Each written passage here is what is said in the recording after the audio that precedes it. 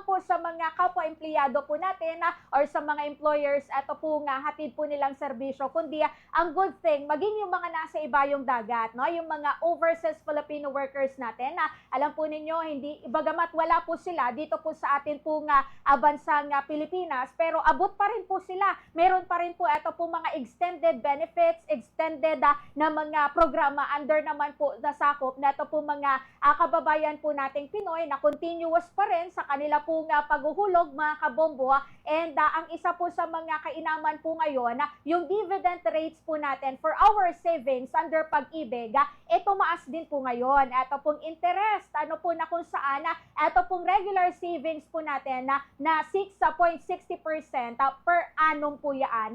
Ngayon umakyat din po ito, mga kabombo, ano po, lalong-lalo na dito po sa MP2 savings po natin, yung 7.10% per annum naman po yan.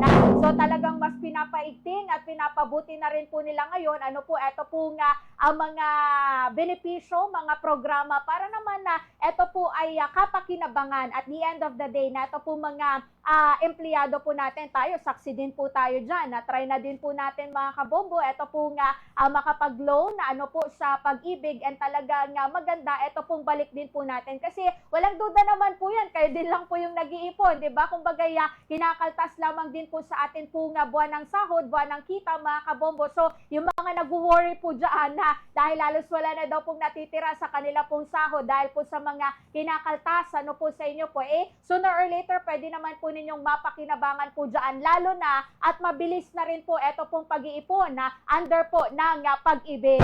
Narito pakinggan pa po ninyo, ito pong dagdag na bahagi po ng pahayag ni Jack Jacinto. At of course, yung ating mga bayaning overseas Filipino workers. Kayo rin po, sakop din po kayo ng Pag-ibig Fund membership at maaari po kayong maging miyembro sa Pag-ibig Fund. Sa tulong po niyan ay tulad po ng mga miyembro natin, mga manggagawa nating, kapwa nating manggagawang Pilipino dito po sa ating mahal na bansa.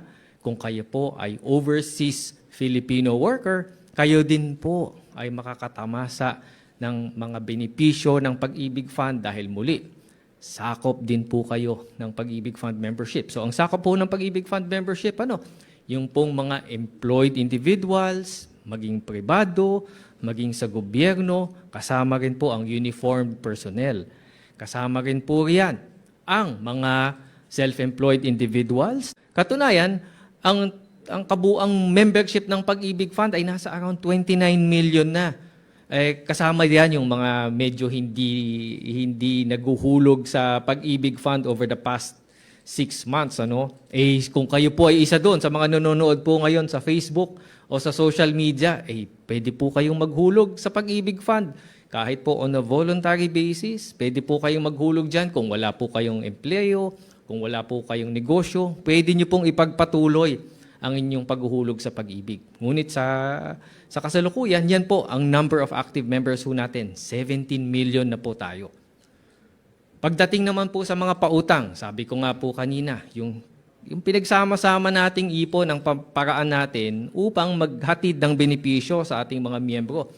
Yan ang husay ng Pag-ibig Fund sa tulong po ng mga miyembro natin. At mahigit sa 40 billion pesos dyan, around 42 billion pesos, ang ihinulog ng mga miyembro natin on a voluntary basis. Ayon nga po sa batas, meron tayong hulog sa Pag-ibig Fund na 200 piso kada buwan, di ho ba? Dinadagdagan pa ho yan ng ating mga miyembro. Meron po silang upgraded na regular savings. Yung pong 200, dinadagdagan nila. Ginagawa nilang 500, 1,000, o anuman. Mas mataas sa 200. Iniipon ho nila yan, hinuhulog nila yan sa Pag-ibig Fund. At karamihan, meron pang MP2 savings. Voluntary ho nilang iniipon yon sa Pag-ibig Fund. Batid ho nila kasi na mahusay ang takbo ng ating pondo. At yung perang iyon na kanilang hinuhulog sa Pag-ibig Fund ay kanilang matatanggap, iyon po ay babalik sa kanila ng may tubo. At of course, Yan mga kabombo, ito pong naging bahagi po ng pahayag ni Sir Jack Jacinto, ang Vice President ng Public and Member Relations Group ng Pag-ibig Fund patungkol sa magandang balitang iyan, lalong-lalo na sa mga kapwa-empleyado po natin, mga employers, mga kabombo, under naman po ng Pag-ibig